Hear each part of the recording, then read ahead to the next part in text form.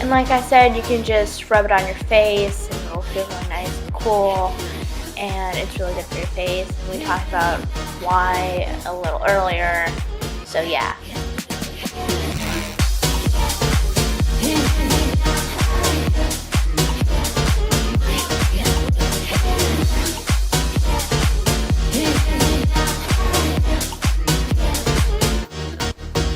So this is actually really easy. You're going to pop a hole into your K-cup and then pour it into the bowl. Make sure to clean it out first. So just pour it in there and spread it around a little with a spoon, and then take the remaining of your lemon layer. And you want a lot of lemon juice, that's what's going to make it stick. So just take all of it, or as much as you want, and then stir it around a little or a lot, and just make sure that it gets really clumpy, because that's what's going to make it more of a scrub.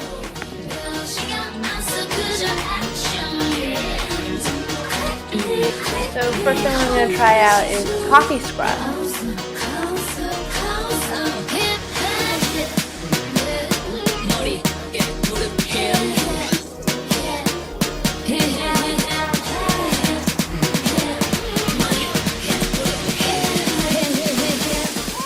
Next thing we're going to try is black tea scrub, and you can actually use this to wash your face like I'm doing here and wash off the mask, or you could just use it separately.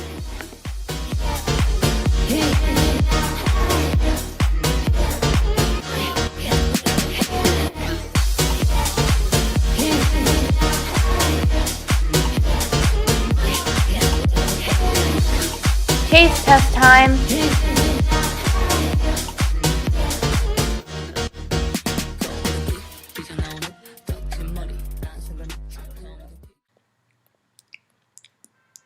That's disgusting. It just tastes like coffee grounds and lemon. Yeah, no, not the best. Let's try the green tea. Here's a good piece.